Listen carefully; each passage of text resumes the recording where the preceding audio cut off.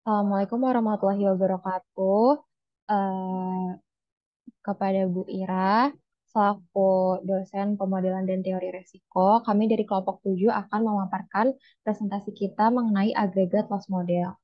Belum masuk ke materi, di sini saya tidak sendirian, saya bersama teman-teman saya, ada Aulia Najwa, Devita, Elvina, Raisa, Salva, dan saya Izati.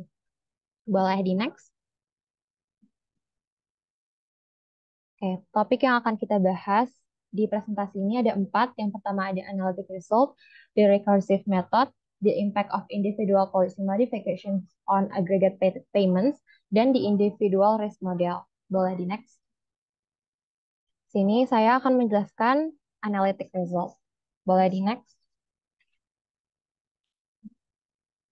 Oke, di sini ada example 9.7. Di sini kita itu mau disuruh nyari apa MGF dari S, yaitu adalah PGF N dengan indeksnya adalah MGF X, yaitu ada dua fungsi. Nah, terus bisa dilihat kalau di situ di MGF of S is MSZ sama dengan PN MXZ. Nah, itu apa? Itu adalah PGF dari N. Nah, si MXZ-nya itu adalah MGF dari X. Perlu diketahui kalau di sini itu N-nya min binomial dan X-nya itu eksponensial. Lalu di bawahnya ada sama dengan PN 1 min theta Z pangkat min 1. Itu adalah MGF eksponensial. Ini akan dimasukkan ke dalam PGF min binomial itu si N-nya tadi. Lalu jadilah MGFZ di mana sama dengan satu min beta, satu min theta Z pangkat min satu pangkat min R. Itulah MGFZ. Lalu kita pindah ke, kita akan jabarkan semuanya. Nah, apabila kita punya N, yaitu binomial dengan parameternya R dan beta per satu plus B, dan kita punya X itu eksponensial dengan parameter beta satu plus B, maka kita akan dapat MGF yang sama seperti si MSZ sama dengan satu plus beta per satu plus B, satu minus theta, satu plus beta Z pangkat min satu pangkat R. Nah, terus abis itu di sini dicoret-coret ya. Karena di MGF X sama dengan Z sebesar satu min QZ pangkat min satu, maka di PN nilai Z itu diganti jadi satu min theta Z minus satu. Sehingga nanti hasilnya ketika dikalikan menjadi satu minus beta, satu minus theta Z pangkat min satu min R. Itu berarti yang ini. Lalu rumusnya akan menjadi MZ sama dengan satu plus beta plus satu per satu plus B, satu minus theta, satu plus BZ, pangkat min satu R. Jadi dijabarin ke sini, ke sini, ke sini, itu hasilnya nanti.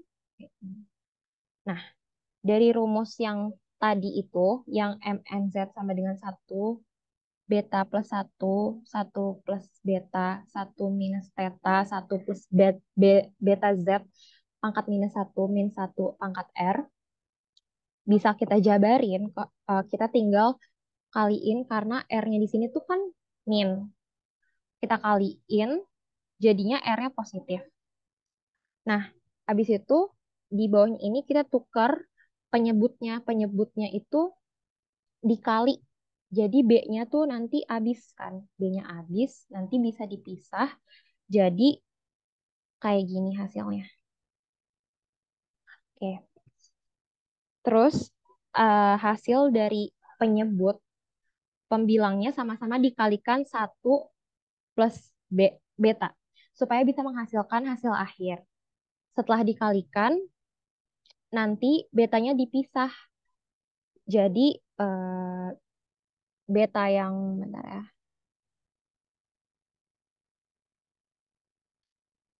betanya dipisah yang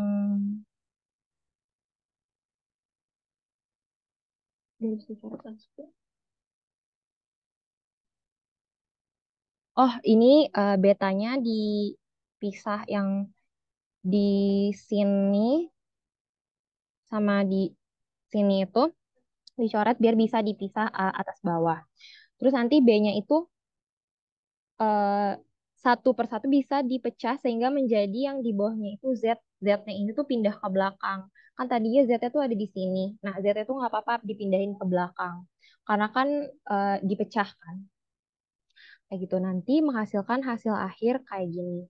Nah, hasil akhirnya ini itu mirip sama PGF binomial dengan satu plus Q Z min satu pangkat R.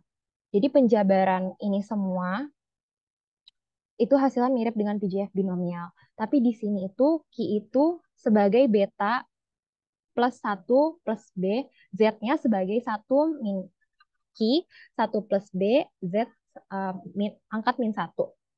Sehingga nanti PN confold Z hasilnya yaitu rumusnya satu plus B per satu plus B, Z min satu pangkat R.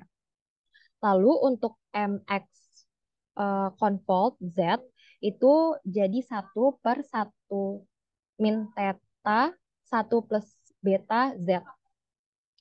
Nah, tadi kan ada PN confold Z. Nah, itu tuh merupakan PGF binomial dengan parameter R dan B per satu plus B dan MX confold Z itu merupakan MGF eksponensial dengan min theta satu plus B. Nah, dari sini, dari penjabaran yang ada di sini, kita bisa tahu kalau negatif binomial yang Pn tadi itu dengan eksponensial jika digabungkan akan menghasilkan binomial dan dengan eksponensial. Oke, bisa di next.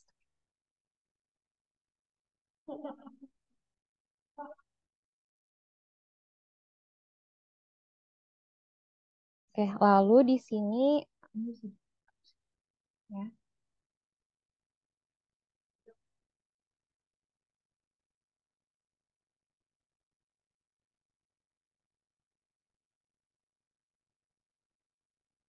Oke. Lalu di sini kita lanjut ke fsx itu bentuk distribusi Fs. Ini tuh dilihat dari equation 9.5. Jadi Fsx ini, Fsx sama dengan satu min ekspektasi Rn sama dengan satu. Rn sama dengan beta per satu plus B pangkat N, satu per satu plus B, R minus N. Itu tuh merupakan Pn binomial. Nah, yang sebelahnya ini, yang ini, itu tuh merupakan eh oh oh sorry kebalik. Jadi yang ini itu tuh CDF-nya, terus yang ini itu PN binomial yang itu adalah satu min Fx confold eh confold Nx ekspektasi Nj. Jadi misalnya di sini R1 itu S-nya memiliki distribusi gabungan geometrik. Kalau Fs-nya kayak gini, kayak yang ada di sini itu, adalah artinya itu compound geometrik. Artinya N adalah geometrik, X-nya itu bebas. Compound geometrik ini tuh merujuk pada distribusi campuran yang N geometrik. Nah, terus di sini X-nya itu eksponensial. Tuh. Jadi ini tuh adalah si rumus-rumusnya ini adalah bentuk distribusi Fs. Oke, boleh di next.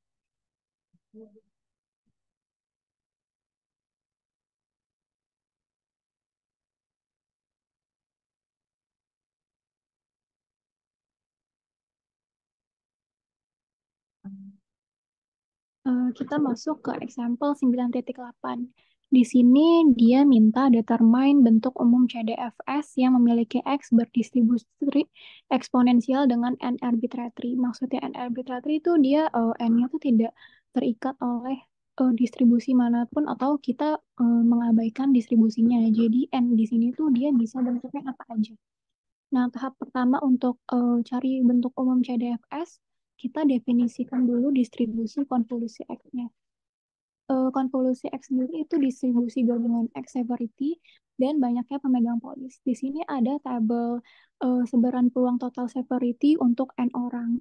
Di sini ada F confold 0x sampai F confold 8x. Di sini tuh artinya kalau misalkan si F-nya confold 1x berarti pemegang polisnya itu ada satu. F confold 2x berarti X plus 1 plus X2. Jadi pemegang polisnya ada dua sampai begitu ke F confold 8x. Boleh di next?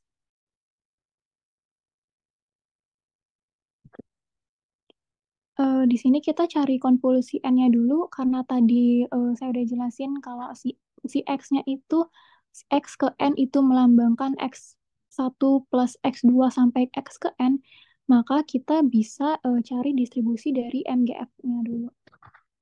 Di sini si MX1 plus X2 sampai plus XNZ sama dengan 1 minus theta Z pangkat min 1, dia itu adalah MGF eksponensial. MGF eksponensialnya adalah si 1 minus theta Z pangkat min N. Si MX1 plus X2 sampai XN itu kita bisa persamain mereka sama kayak MX1 Z kali MX2 Z sampai dengan MXN Z. Nah, semua perkalian itu yang saya garis bawahi, mereka itu setara dengan 1 minus theta Z pangkat min 1 sampai dijumlah semua sampai dia berpangkat minus N. Nah, hasilnya bisa dicek dari MGF-nya, hasilnya adalah MGF distribusi gamma. Nah, jadi karena dia hasilnya distribusi MGF distribusi gamma, otomatis otomatis CDF setara dengan CDF gamma. Nah, dari CDF distribusi gamma didefinisikan sebagai yang 1 minus sigma J sama dengan 0 sampai N min 1 X pangkat J kali E pangkat minus X per J faktorial dengan N 1, 2, 3 sampai seterusnya. Nah, dari sini kita bisa lihat di equation 9.5 ini ada di halaman 152. Di sini dia bilang Fs-nya itu 1 minus sigma N sama dengan 1 sampai hingga probability Pn kali 1 minus F confold N X kali X. Nah, tapi karena Fs-nya menggunakan X per theta, jadi kita bisa masukin si F confold N-nya tuh sebagai yang atasnya ini, atasnya si equation 9.5. Nah, hasilnya itu ada 1 minus sigma N sama dengan 1 sampai hingga Pn 1 minus 1. Nah, ini jadi isinya si F confold NX sama dengan sigma J sama dengan 0 sampai N minus 1 X per theta pangkat J kali X kali pangkat minus X plus X per theta per J faktorial. Hasil yang kita dapat ada 1 minus sigma N sama dengan 1 sampai hingga Pn sigma J sama dengan 0 J sama dengan 0 sampai N min 1 eh, X per theta pangkat J kali pangkat minus X per theta per J faktorial. Boleh next.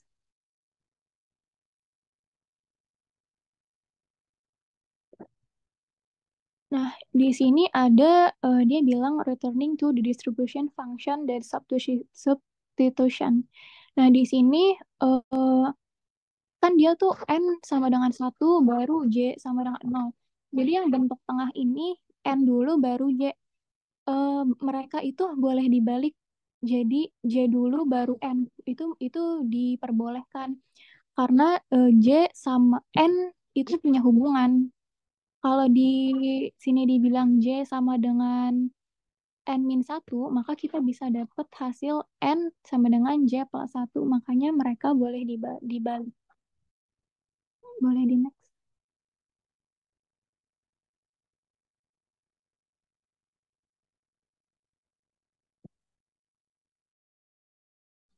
Baik, di sini saya akan melanjutkan di teorema 9.7, di mana pada teorema 9.7 ini nanti akan berhubungan dengan example 9.9.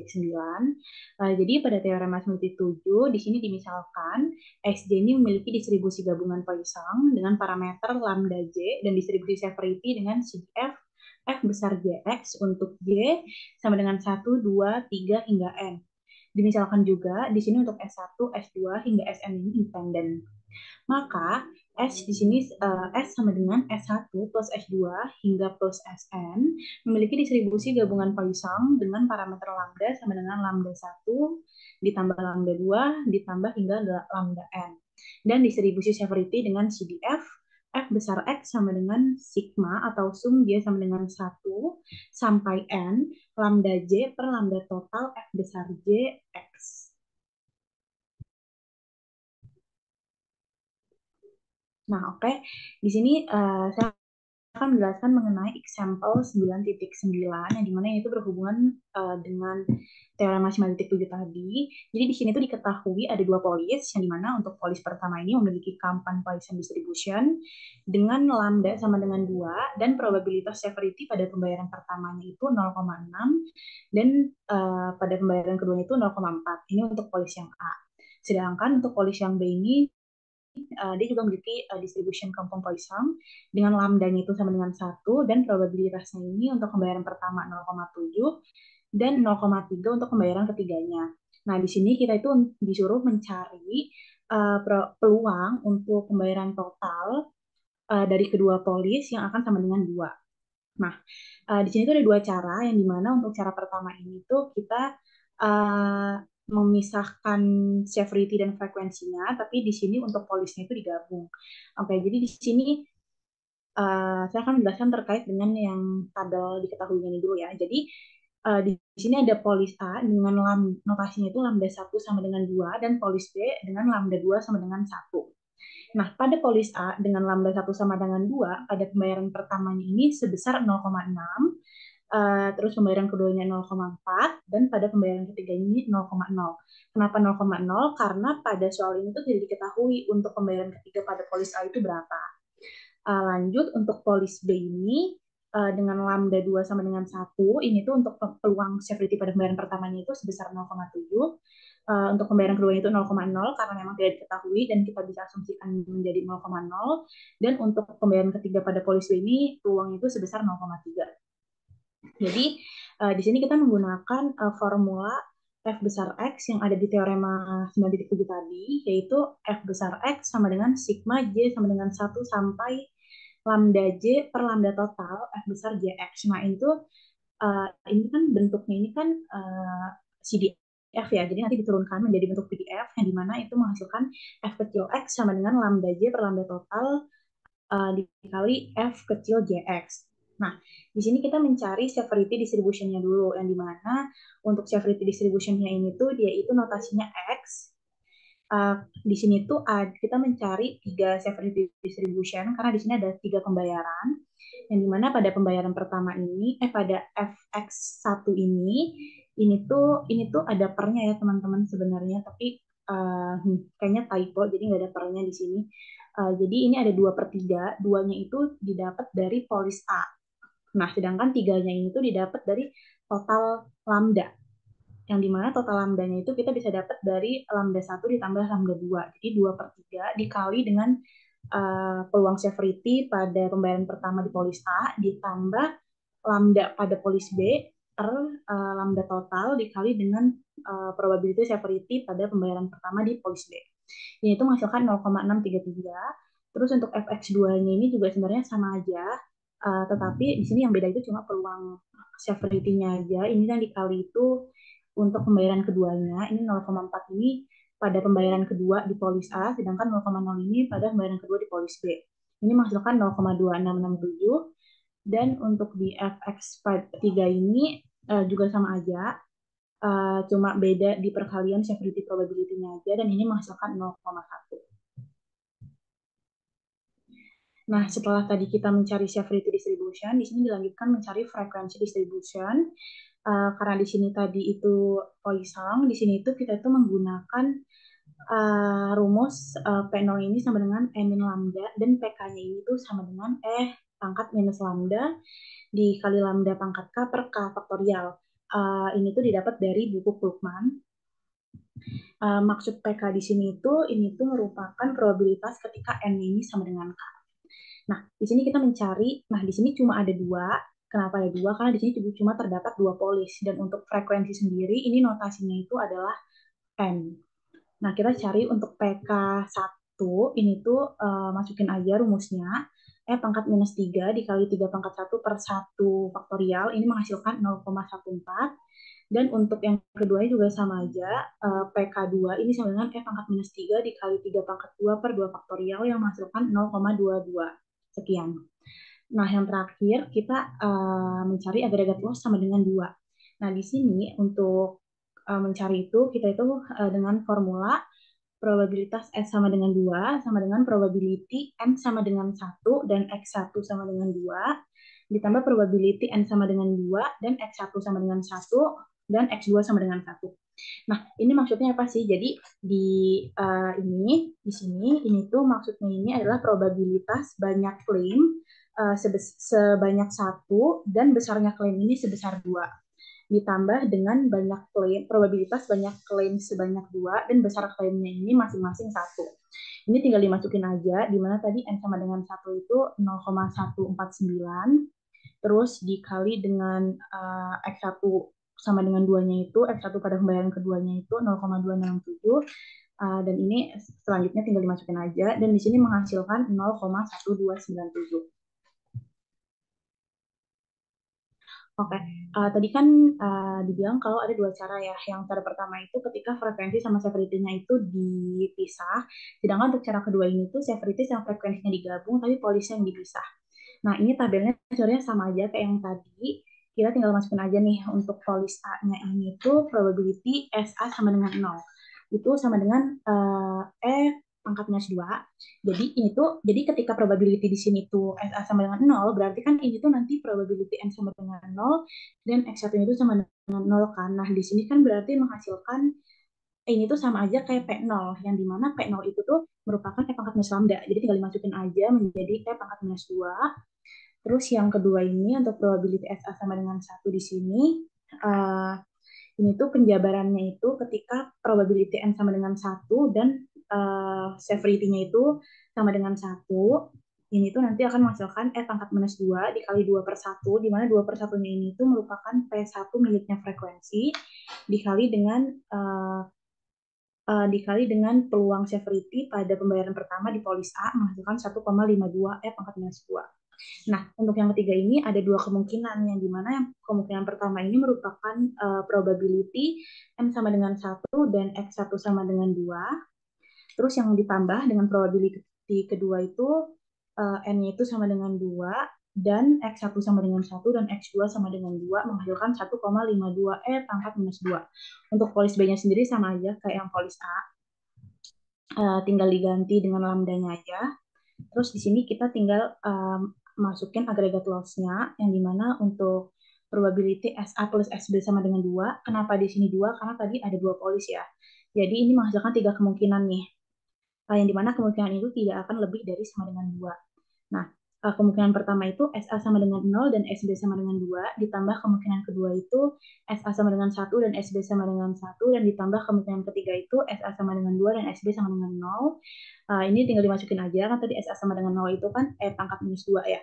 Jadi tinggal dimasukin E pangkat minus 2 dikali SB sama dengan 2-nya tadi itu 0,245 E pangkat minus 1, ditambah dengan 1,2 E pangkat minus 2 dikali 0,7 E pangkat minus 1, ditambah probability SA sama dengan 2-nya itu 1,52 E pangkat minus 2 dikali dengan SB sama dengan 0-nya itu E pangkat minus 1 menghasilkan 0,1297. Jadi dari cara 1 dan 2 ini tuh menghasilkan probability S sama dengan 2-nya itu 0,1297.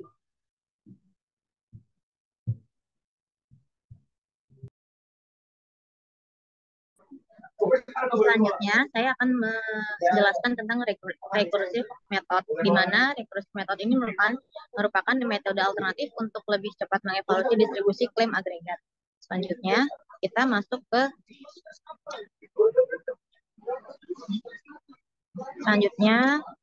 next kita masuk ke teorema 9.8.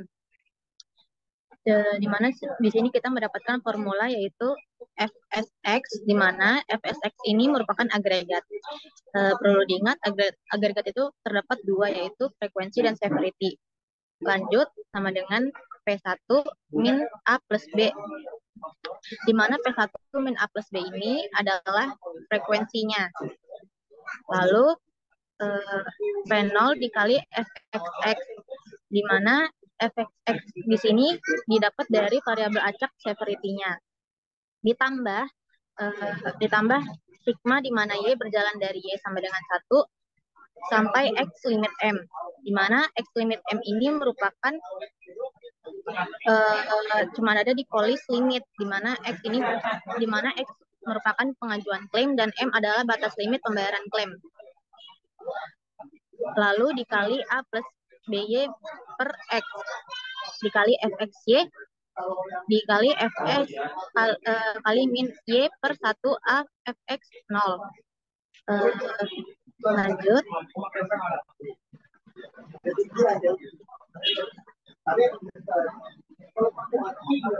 Di sini kita mendapat 3 formula lagi, di mana yang pertama itu formula yang dipakai untuk EB 0 class. Kalau tadi di teorema 9.8, formula yang pertama itu dipakai untuk EB 1 class. Nah, di sini formula yang untuk EB 0 class itu Fsx sama dengan sigma di mana Y berjalan dari Y sampai dengan 1 sampai X limit M dikali A plus BY per X dikali Fxy dikali Fs X min Y per 1 A per 1 min A Fx 0. Lalu yang ketiga ada formula untuk Poisson dengan parameternya lambda, di mana kita mendapat formula Fsx sama dengan lambda per X sigma di mana Y berjalan dari Y sama dengan 1 sampai X limit M kali Y Fx Y dikali Fs X min Y, di mana X sama dengan 1, 2, dan seterusnya. Lalu yang terakhir ini kita dapat formula untuk Fx0 sama dengan 0 pada distribusi Poisson, di mana di sini formula ini khusus karena Fx0-nya itu sama dengan 0. Kita dapat formula Fx0 sama dengan E pangkat min lambda kali 1 min Fx0. Selanjutnya kita masuk ke example 9.10. Hitung probabilitas pada 0, 1, 2, 3 dan menggunakan rekursif formula. Di example 9.9 diketahui distribusinya itu Poisson dan nilai Fx1-nya sama dengan 0,63333, Fx2-nya 0,26667 dan Fx3-nya sama dengan 0,1. Karena Fx0-nya itu 0, maka kita menggunakan formula yang keempat, yaitu Fs0 sama dengan E pangkat min lambda dikali 1 min Fx0. Lambda diketahui bahwa lambda itu totalnya 3, jadi E pangkat min 3 dikali 1 min Fx0. Setelah kita mengetahui nilai dari Fx0, kita masukkan ke dalam formula yang ketiga. Untuk distribusi Poisson yaitu Fsx sama dengan 3 per X sama 3 per X sigma Y berjalan dari Y sama dengan 1 sampai dengan 3. Di sini 3-nya itu lambda ya. Y Fx Y dikali Fs X min Y. Lalu kita bisa mengerjakan lanjut ke masukin ke formulanya itu sebenarnya 3 per X dikali 1 dikali 0,6333 dikali Fs X min 1 ditambah 2 dikali 0,26667 dikali Fs X min 2 plus 3 dikali 0,1 dikali Fs X min 3. Lalu kita hitung nilai probabilitasnya. yaitu kita hitung dari Fs1. Fs1 itu sama dengan 3 dikali 0,63333 dikali E min pangkat 3 sama dengan kita dapat hasil 1,9 E pangkat min 3. Lalu kita masuk ke Fs2, yaitu 3 per 2 dikali 0,6333 dikali 1,9 E pangkat 3 ditambah 0,53333 E pangkat min 3 sama dengan 2,605 E pangkat min 3. Lalu kita masuk ke Fs3 sama dengan 3 per 3 dikali 0,6333 dikali 2,605 E pangkat min 3 ditambah 0,5333 dikali 1,9 E pangkat min 3 ditambah 0,3 E pangkat min 3 sama dengan 2,6315 E pangkat min 3.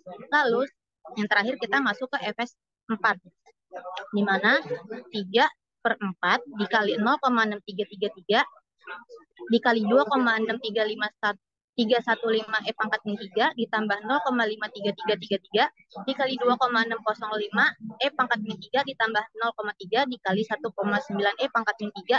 Lalu kita dapat hasil 3,83598 E pangkat min 3. Lanjut ke example 9.11.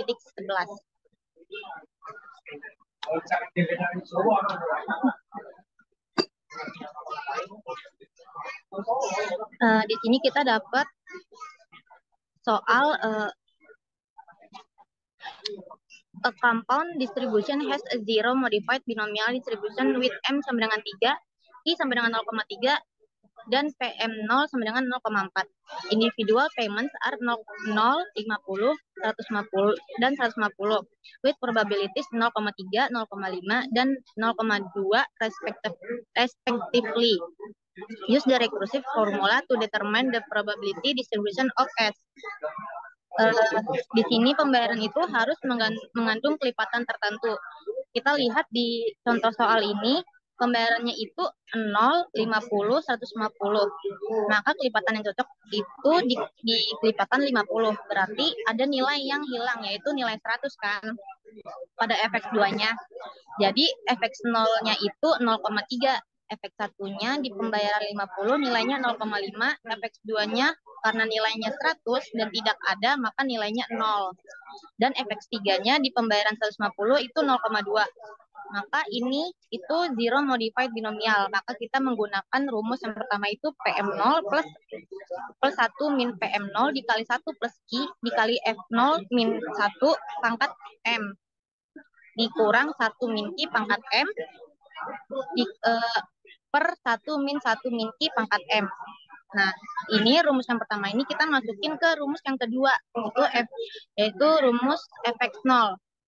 Kita masukin aja, yaitu berarti 0,4 ditambah 0,6 dikali 1 plus 0,3 dikali 0,7 pangkat 3 dikurang 0,7 pangkat 3 per 1 0,7 pangkat 3. Kita dapat hasil 0,53702. Setelah itu zero modified binomial distribution termasuk dalam AB1 class.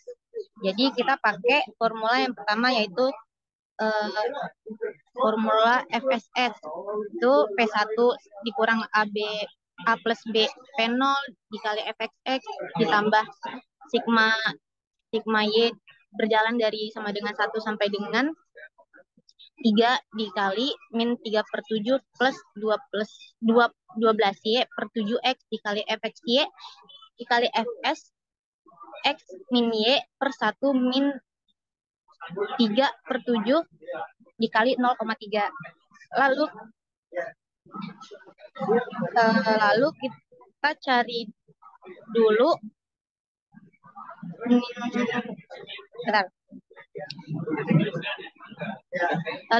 dulu nilai A-nya. Nah, kalau A itu kan di AB1 class itu min Q per 1 min Q. Jadi A nilainya min 3 per 7 dan B-nya itu M plus 1 dikali Q per min Q. Jadi 12 per 7. Lalu kita baru deh kita hitung Fs1-nya. Di sini kita hitung Fs1-nya dari formula P1 dikurang A plus B, P0 fxx plus sigma Y berjalan dari Y sama dengan 1 sampai dengan 3 dikali min 3 per 7 plus 12Y per 7X dikali fxY dikali fs x min Y per 1 min 3 per 7 dikali 0,3. Ini kurang kelihatan, ini kayak kecoret. Jadi sama dengan 70 per 79 dikali 0,40274 dikurang 3,6 per 7 fxx ditambah min 3 per 7 plus 12 per 7x dikali 0,5 fsx min 1 plus min 3 per 7 plus 36 per 7x dikali 0,2 fsx min 3. Lalu baru deh kita hitung fs1-nya, di mana 70 per 79 dikali min 0,11155 dikali 0,5 plus min 3 per 7 plus 12 per 7 dikali 0,5 dikali 0,52702, kita dapat hasil 0,25648. Lalu yang fs2-nya 70 per 79 dikali min 3 per 7 ditambah 12 per 14 dikali 0,5 dikali 0,25648 sama dengan 0,04870.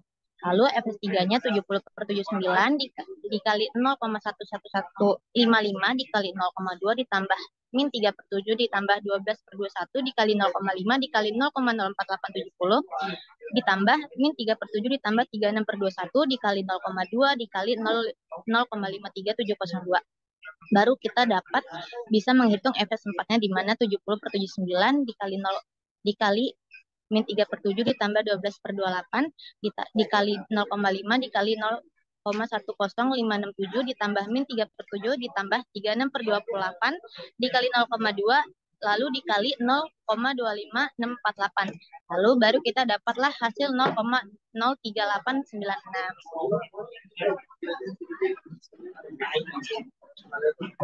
Lanjut. Baik, di sini saya izin melanjutkan untuk yang 9.6.1, yaitu terkait dengan applications to compound frequency models, yang dimana tujuan dari 9.6.1 ini tuh sebenarnya itu untuk mencari distribusi dari S dengan diketahui N berdistribusi Poisson FTNB. Itu untuk tujuan pada example 9.12-nya. Oke. Lanjut untuk di example 9.12 ini, jadi pada soal ini diketahui bahwa jumlah klaim berdistribusi Poisson FTNB dengan parameter Poissonnya itu lambda sama dengan 2 dan FTNB 2, di mana distribusi klaim ini masing-masing memiliki probabilitas 0,3, 0,5, dan 0,2 pada atau untuk 0, 10, dan 20. Nah, di sini kita disuruh untuk menentukan total distribusi klaim secara rekursif. Oke. Jadi yang pertama di sini ada formula. Di sini formulanya itu udah tertera di buku Krugman, yang dimana sebenarnya di buku Krugman ini tuh ada distribusi frekuensi yang ditulis sebagai PNZ sama dengan P1 dikali P2Z. Nah, sehingga kita di sini menemukan IGF dari S-nya ini tuh PSZ sama dengan PN dikali PXZ, yang dimana PN-nya ini kita kita masukkan dari yang tadi distribusi frekuensi itu menjadi P1 dikali P2 PXZ. Nah, di sini itu bisa dipecah menjadi PSZ sama dengan P1 dikali PS1Z. Ini untuk formulasi PGF-nya. Oke, di sini yang pertama kita akan mencari FS10-nya nih, yang dimana untuk FS10-nya ini tuh sama dengan P2FX0. Nah, ini dapat P2FX0 itu dari mana sih? Sebenarnya ini tuh dapat dari teorema. Ini itu mirip sama 9.25 ini nih, yang dimana bedanya itu cuma pada notasinya aja. Ini kan Z, nah ini tuh 0. Terus kenapa di sini tuh bisa fx0 sedangkan di 9.25 ini tuh pxz. Jadi sebenarnya teman-teman px itu tuh setara aja sama fx. Jadi pxz itu setara sama fxz, pnz itu setara sama pnz. Nah, juga untuk ini tuh fs10 ini tuh sama dengan P2 fx0 karena fx0-nya ini tuh setara dengan fs0-nya. Nah, terus kita itu mencari. Nah, terus di sini tuh P2-nya ini kan merupakan FNB ya, yang dimana untuk rumus FNB-nya itu sendiri 1 plus beta dikali 1 min fx0 pangkat minus R min 1 plus beta pangkat minus R per 1 min 1 plus beta pangkat minus R. Di sini kita tinggal masukin aja karena udah diketahui kan di sini karena di sini juga udah diketahui kan untuk lambdanya, untuk betanya itu sama dengan 3, untuk R-nya itu sama dengan 0,2, jadi kita tinggal masukin menjadi 1 plus 3 dikali 1 minus 0,3 pangkat minus 0,2 dikurang 1 plus 3 dikali 0,2 per 1 plus 1 min 1 plus 3 di pangkat 0,2. Di sini menghasilkan Fs1-nya itu 0,16369. Nah, lanjut di sini tuh kita mencari fs1x secara umum, yang dimana ini tuh kita itu memakai rekursif yang ada di kelas AB1. Nah, karena tadi kan di sampel ini kan Poisson FNB ya, yang dimana tadi kita pakai itu kan FNB, makanya di sini kita pakai AB1.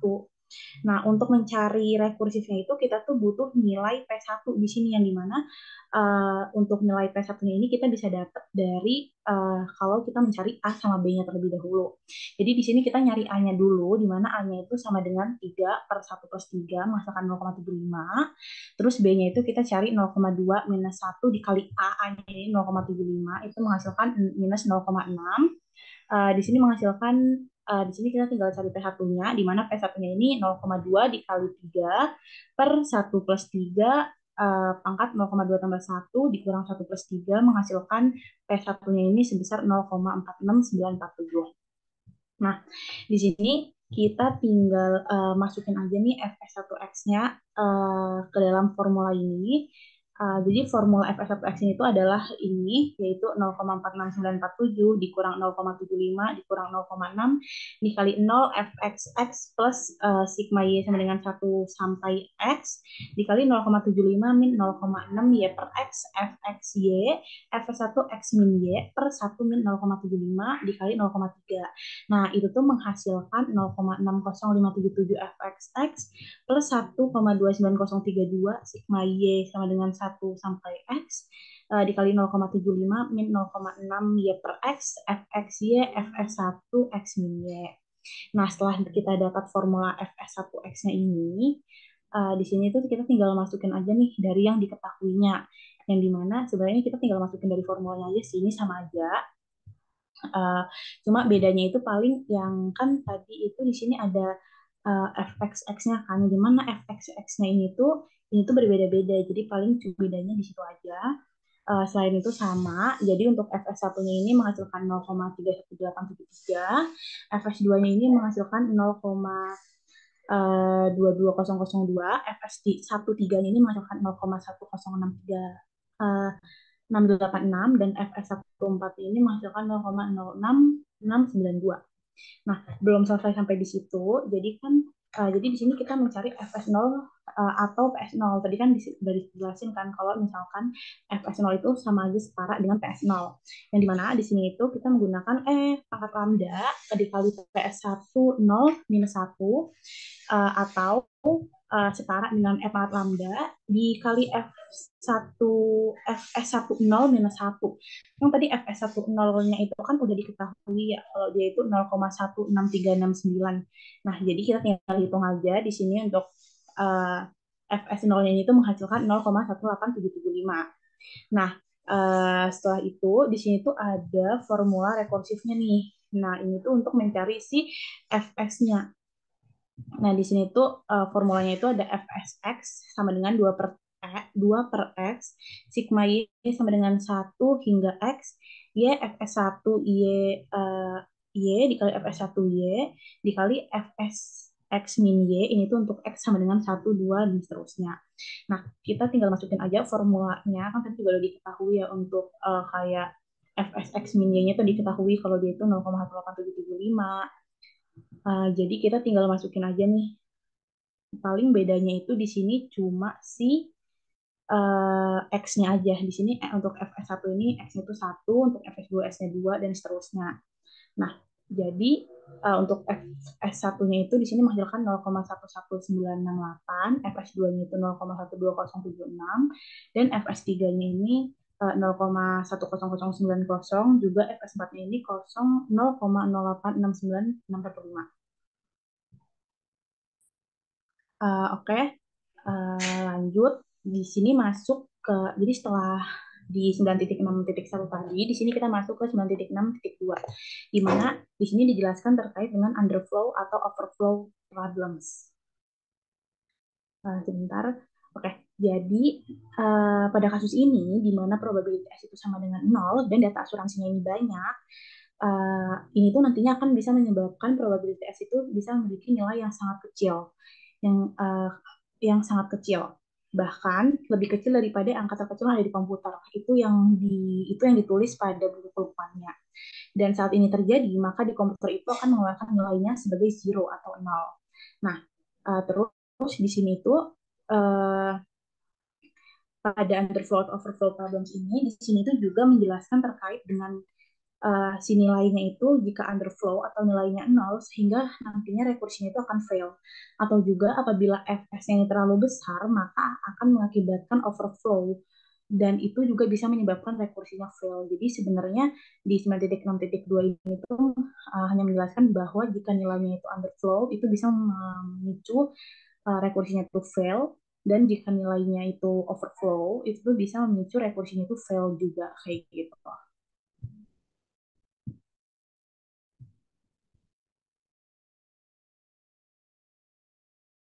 Oke, lanjut ke 9.6.3. Di sini ada numerical stability, di mana ada fs0. Fs0 itu artinya errornya kecil dan fs1 itu errornya lebih besar. Jadi seiring dengan meningkatnya x di dalam fsx, error itu akan semakin besar. Nah, apa itu error? Jadi ada tahap-tahapnya. Pertama itu kita ada data, habis itu nanti kita fitting, lalu kita rekursif, dan membandingkan data dengan peluang rekursif. Nah, nanti peluang data sama si rekursifnya itu dikurangin. Jadi peluang data dikurang rekursif sama dengan error. Boleh di next?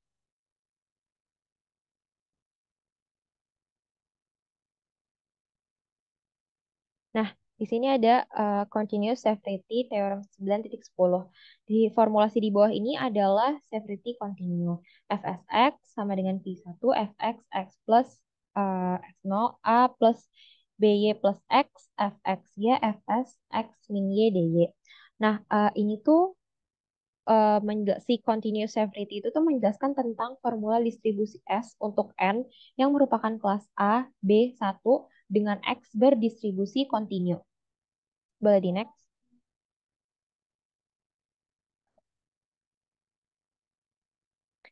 Nah, di sini ada 9.6.5 constructing constructing arithmetic distribution.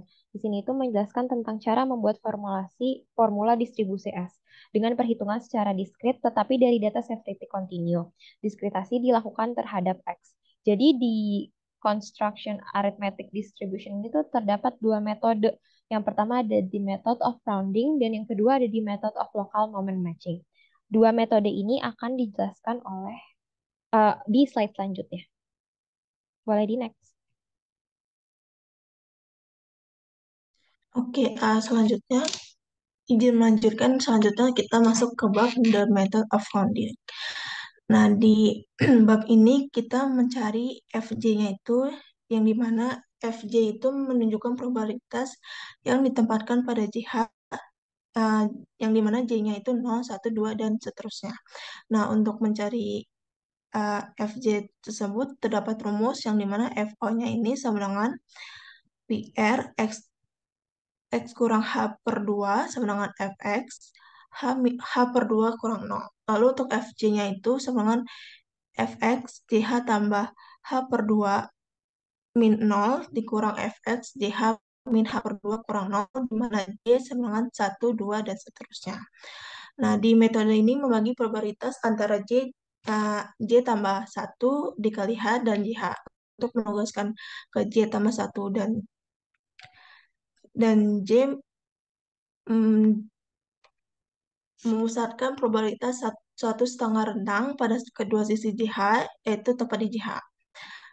Nah, di sini distribusi tingkat keparahan yang berkelanjutan tidak terbatas, maka masuk akal untuk menghentikan diskritisasi proses di beberapa titik setelah sebagian besar kemungkinan telah diperhitungkan.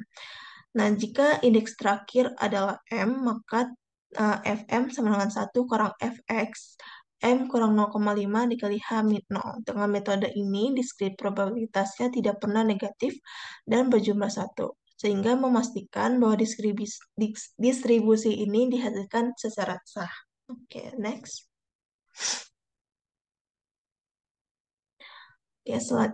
Oke, selanjutnya the method of local moment matching.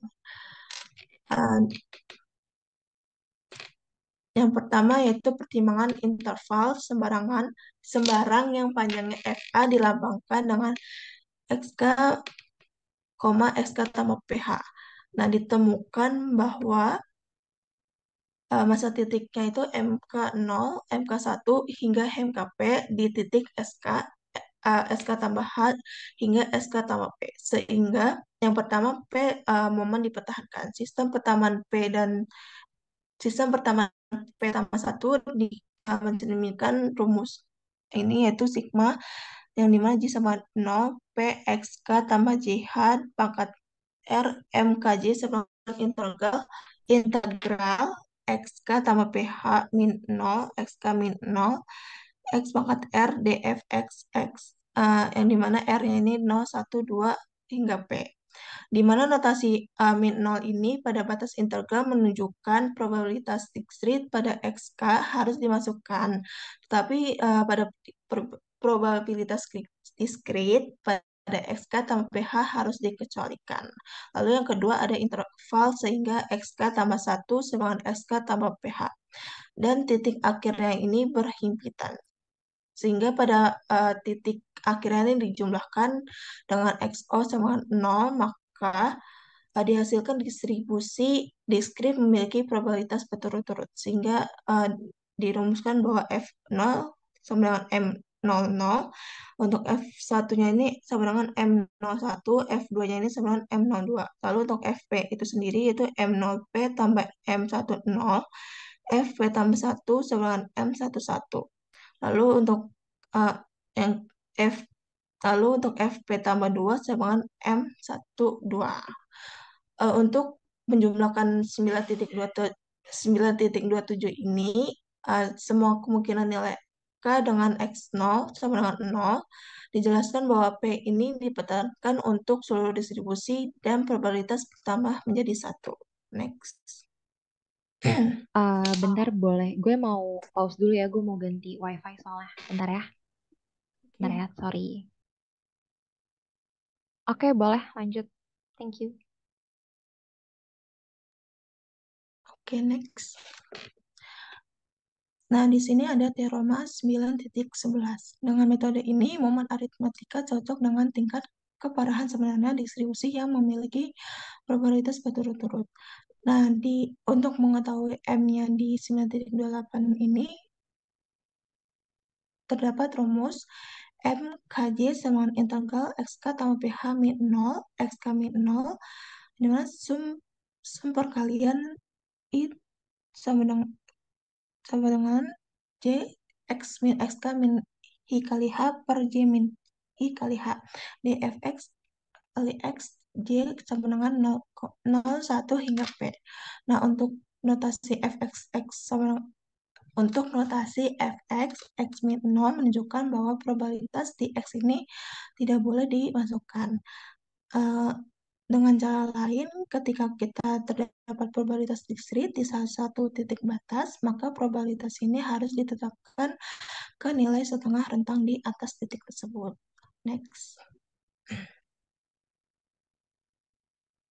Oke, selanjutnya ada example 9.13. Di sini kita diketahui distribusi eksponensialnya yang dimana diketahuinya fx sama dengan 0,1 e pangkat min 0,1 x yang dimana rentangnya ini diketahuinya h sama dengan 0. Yang dicari itu method of rounding dan matching the first moment. Kita mencari sampai M1-nya. Yang pertama kita menggunakan rumus 9.5.1 yang dimana F0 ini sama dengan Fx H per 2 kurang 0. Sehingga hasilnya ini 1 kurang E pangkat 0,1 kali 1 sama dengan 0,09516. Lalu untuk Fj-nya itu dengan rumus Fx JH tambah H-2 kurang 0 kurang Fx JH min H-2 kurang 0. Kita masukkan, kan diketahuinya hanya itu sama dengan 2, kita masukkan ke sini yaitu J2 tambah 2 per 2 kurang 1, lalu dikurang FJ kali 2 kurang 2 per 2 kurang 1. Jadi sama dengan F2J tambah 1 kurang F2J kurang 1. Sehingga hasilnya E pangkat min 0, sebentar.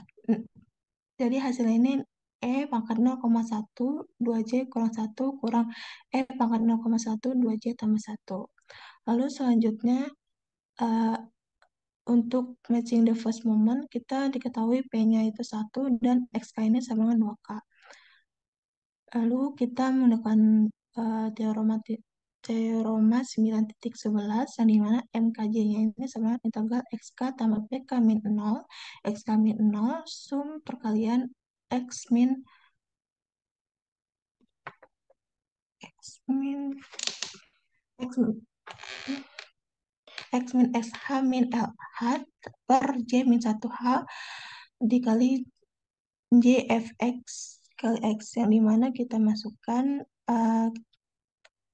terdapat hasil integral yang dimana 5E pangkat 0,2K kurang 4E 0,2K tambah 0,2 per 0, per E 0,4K tambah 0,2. Nah, kita bisa coretkan. Jadi hasilnya ini untuk 2K tambah 2 yaitu 5M pangkat min 0,1, 2K min 2.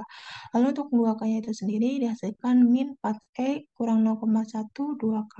Sehingga untuk hasil MK0 ini sama dengan 5E pangkat min 0,1, 2K min 2 kurang FE pangkat min 0,1 kali 2K. Lalu untuk MK1-nya ini dihasilkan dengan integralnya ini yaitu min 6E 0,2K tambah 5E pangkat 0,2K tambah 0,2 per E 0,4K tambah 0,2.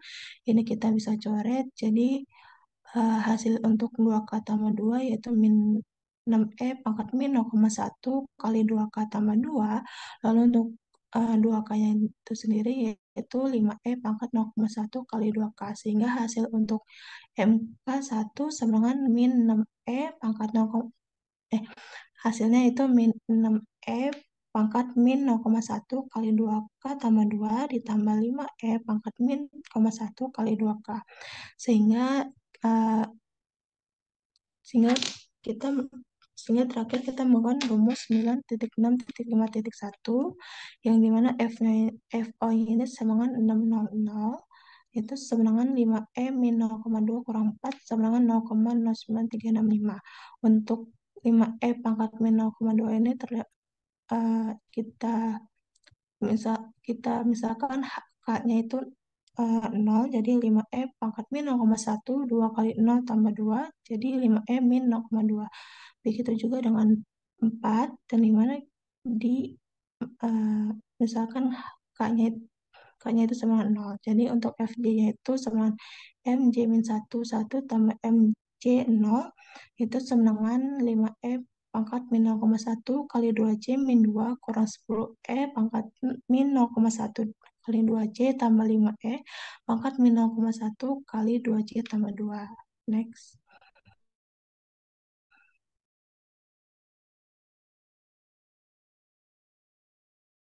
Oke, selanjutnya saya akan menjelaskan tentang the impact of individual policy modification on aggregate payments. Boleh di next? Oke, di 9.7 atau the impact of individual policy modification on aggregate payments ini membahas tentang dampak dari modifikasi polis individual pada pembayaran agregat. Nah, modifikasi policy individual seperti deductible ini dapat mempengaruhi frekuensi klaim dan jumlah pembayarannya. Efeknya akan berdampak ke parameter distribusinya. Seperti contoh yang ada di sebelah ini, Poisson, lambdanya akan berubah. Binomial, Q-nya akan berubah, dan negatif binomial, betanya akan berubah. Boleh di next.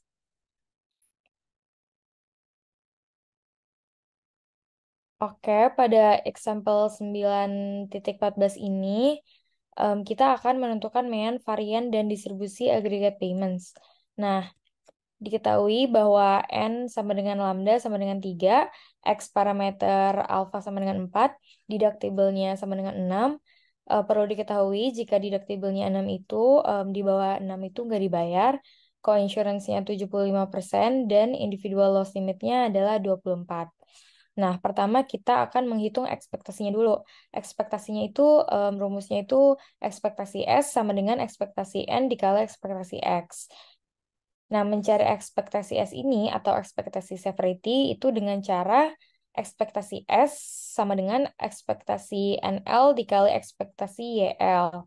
Nah, mencari ekspektasi X ini atau ekspektasi severity itu dengan cara ekspektasi YL sama dengan ekspektasi alpha X limit 24 dikurang X limit 6 sama dengan alpha dikurang ekspektasi X limit 24 dikurang ekspektasi X limit 6.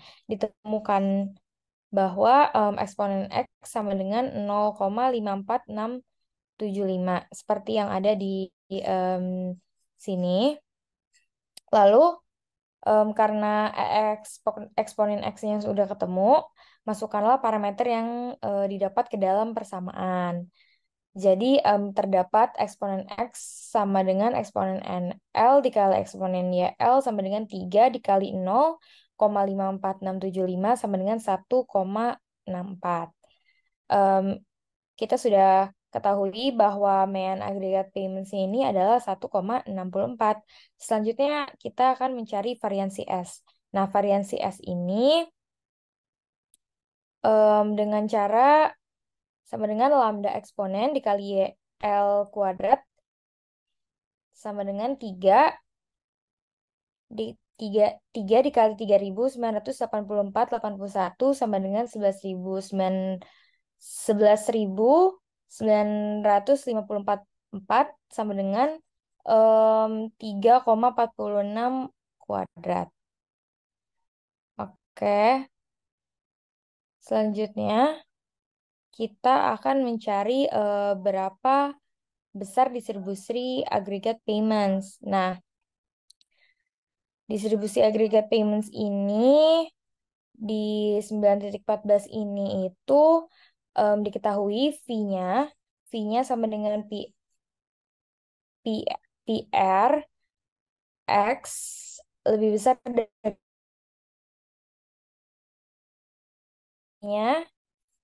itu diganti menjadi eksponen NP. Jadi di situ tinggal kita masukin aja. Jadi diketahui lah hasilnya FYP ini sama dengan 13,5. Lalu hasilnya ini langsung dimasukin ke FSX-nya ini. Oke, boleh di next.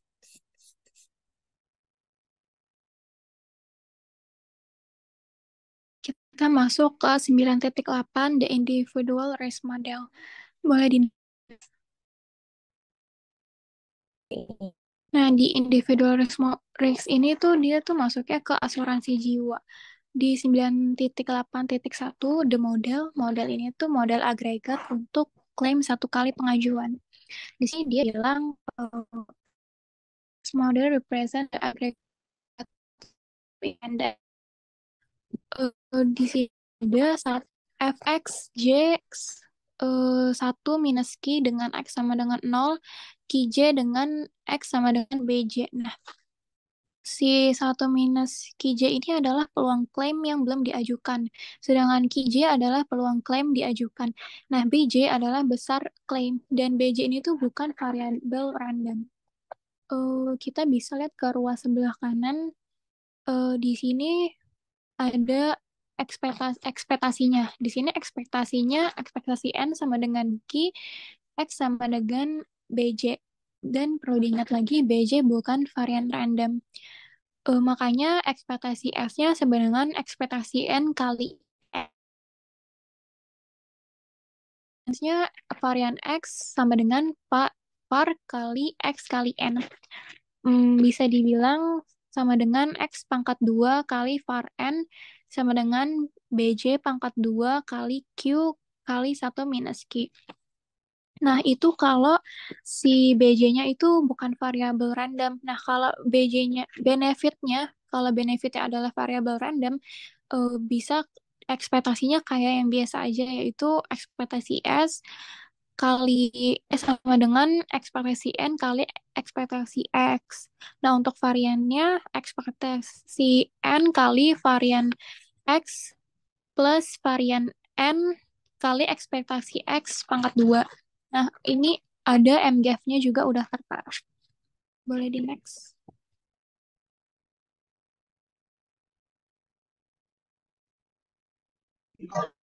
Nah, selanjutnya saya akan menjelaskan tentang example 9.15. Pertimbangkan kontrak asuransi jiwa kelompok dengan manfaat kematian karena kecelakaan. Asumsikan bahwa untuk semua anggota kemungkinan kematian pada tahun berikutnya adalah 0,01 dan itu adalah 30% kematian tidak disengaja. Untuk 50 orang karyawan, santunan kematian biasa adalah 50.000 dan untuk kematian karena kecelakaan itu 100.000. Untuk 25 karyawan sisanya, tunjangan adalah 75.000 dan 150.000 masing-masing. Kembangkan model risiko individu dan ketentukan min dan varians. Jadi kita di sini menentukan min dan variansnya ya. Untuk diketahuinya bisa dibaca di sini. Lalu kita masuk ke rumus ekspektasi S. Terus rumus ekspektasi S itu adalah ekspektasi N dikali dengan ekspektasi X. Dimana kita masukin aja 50 dikali 0,01 dikali 65.000 ditambah 25 dikali 0,01 dikali 97.000, maka kita dapat hasil 56.875. Lalu kita masuk ke rumus variansi S. Rumus variansi S itu ekspektasi N1 dikali variansi X1 ditambah variansi N1 dikali ekspektasi X1 pangkat 2 ditambah ekspektasi N2 dikali variansi X2 ditambah variansi N2 dikali ekspektasi X2 pangkat 2. Lalu kita bisa mengerjakan 50 dikali 0,01 dikali 525 juta ditambah 50 ditambah 50 dikali 0,01 dikali 0,99 dikali 65.000 pangkat 2 ditambah 25 dikali 0,01 dikali 1 miliar 181 juta 250.000 ditambah 25 dikali 0,01 dikali 0,99 dikali 97.500 pangkat 2, maka kita dapat hasil 5 miliar 1.984.375.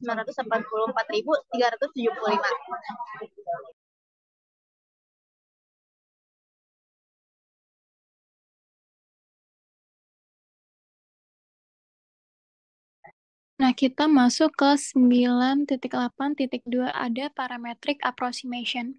Di parametric approximation ini ada example 9.16. Di sini tuh dia ngasih soal, kita tuh disuruh cari berapa sih peluang S lebih dari premi. S ini yang dimaksud adalah agregat loss-nya. Jadi, kita disuruh cari peluang agregat loss lebih besar dari premi.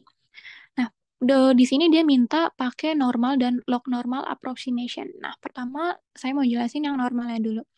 Pertama-tama kita tuh harus tahu nilai varian dan ekspektasi S-nya. Di buku Klugman udah tertera nilainya.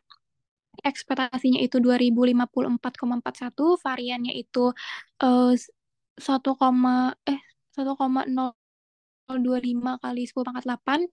Nah, dilihat dari rumusnya, kita bisa tahu kalau benefitnya tuh tidak acak. Terus di sini dia kasih tahu kalau the premium being charged is 1,45 kali ekspektasi S. Kenapa 1,45? Karena dia tuh bilang 45%-nya itu loading dari net premium. Maksudnya itu 45%-nya adalah tambahan dari si ekspektasi S. Makanya dia dikali 1,45.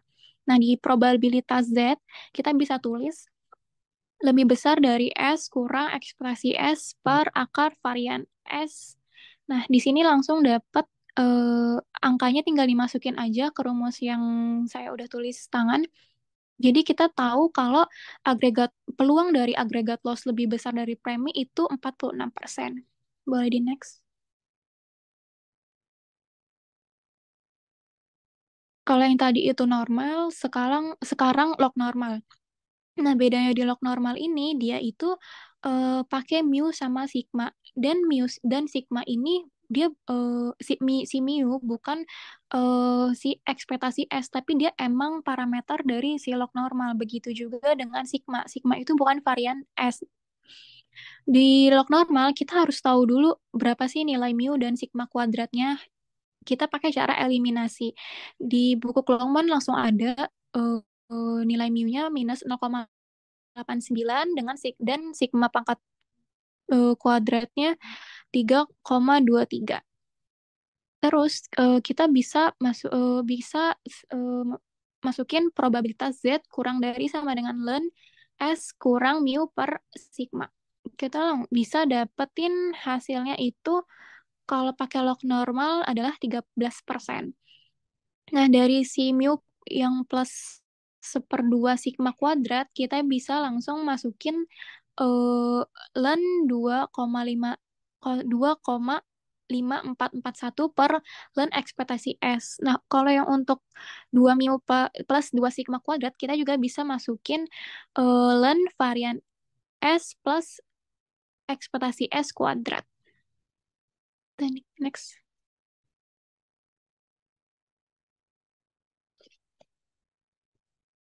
Oke, selanjutnya saya akan menjelaskan tentang 9.8.3 yaitu compound Poisson approximation. Perlu diketahui compound Poisson approximation ini adalah metode untuk mengaproksimasi distribusi suatu variabel acak dengan distribusi Poisson. Nah, Poisson approximation itu ada 3 cara. Nah, yang sebelumnya itu kan binomial. Nah, peluangnya tuh hanya sekali klaim dan sekali bayar. Kalau misalnya di sini itu kita tuh pakainya Poisson. Nah, Poisson approximation ini ada 3 cara. Yang pertama adalah kalau misalnya lambdanya itu sama dengan Q. Itu untuk menyamakan rata-rata binomial.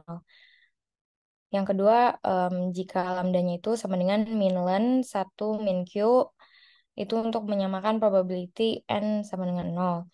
Yang ketiga adalah jika lambdanya sama dengan Q per 1 min Q, itu untuk menyamakan parameter B di rekursif. Next.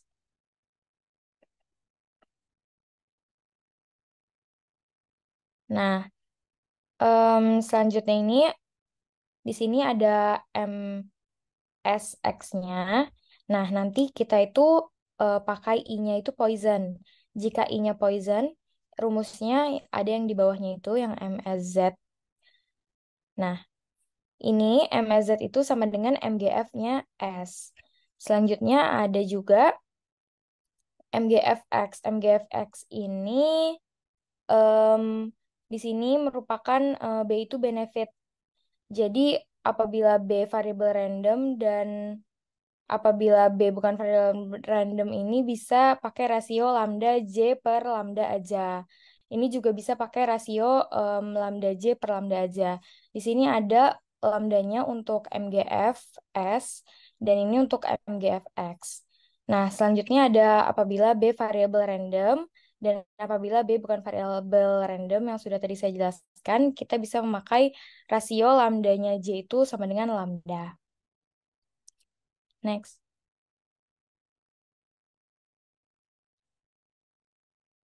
Nah, untuk example 9.17 ini tuh merupakan lanjutan dari example 9.16. Kita ini disuruh untuk turunkan perkiraan compound Poisson approximation ini dengan rata-rata yang cocok atau means match. Means match di sini itu kita memakai lambda sama dengan Q. Yang tadi sudah saya jelaskan, kita pakai cara yang pertama. Nah, dan di sini udah ada lambdanya ya, lambda sama dengan sigma Q sama dengan 0,04813. Nah, distribusi function ini bisa kita lihat di tabel 9.17. Nah, kita tuh nggak perlu compare dari hasil aslinya karena kita itu nggak memiliki data yang asli. Bisa dilihat, boleh di next slide. Nah, di sini data yang udah saya berikan di tabel 9.17 ini, besar benefit agregat ini itu setelah dibagi 1000. Nah, kita itu menggunakan formula fxx. Nah, dari sini kita kembangin lagi pakai rekursif. Lalu bisa kita cari fxx-nya dari equation 9.40. Nah, hasilnya berapa dan cari fxx-nya dengan rekursif. Nah, x di sini itu besar benefit agregat setelah dibagi 100. Oke, boleh di next. Oke, selanjutnya tadi saya hanya menjelaskan sedikit tentang example 9.17. Sekarang di example 9.18 ini merupakan lanjutan juga dari example 9.15. Nah, di sini tuh ada kematian biasa dan ada kecelakaan. Tadi itu benefitnya random, bisa kematian biasa dan bisa kecelakaan. Nah, di sini itu kita hitung dulu nih, kita ada lambda nih. Lambda ini rumusnya N1 kali Q1 ditambah N2 kali Q2. N1-nya itu tadi 50 orang dikali 0,01 ditambah N2-nya itu 25 orang dikali 0,01 kita mendapatkan hasilnya sama dengan 0,75. Ini adalah mean-nya. Selanjutnya severity-nya nih. Severity-nya ini ada dari fx 50.000, 75.000, 100.000, dan 150.000. Karena benefitnya itu fix dan nggak ada distribusinya, di sini rumusnya itu lambda sama dengan n kali Q per lambda total. Bisa dilihat di sini ya. Hasilnya yang pertama 0,4667, yang kedua 0,2333, yang ketiga 0,2, dan yang terakhir 0,1. Nah, dapat hasilnya lambda eksponen X atau mean. Mean ini sama dengan EX eksponen X sama dengan sigma X dikali PX. Kita mendapatkan hasilnya 56.875. Dan kita mendapatkan juga variansnya. Variansnya itu lambda eksponen X pangkat 2 sama dengan sigma X kuadrat dikali PX kuadrat. Kita mendapatkan hasilnya 5 miliar ya. 5 miliar 46.875.000. Oke, sekian penjelasan dari saya. Sekian presentasi dari kelompok 7. Kurang lebihnya mohon maaf jika ada kesalahan. Terima kasih. Terima kasih semuanya.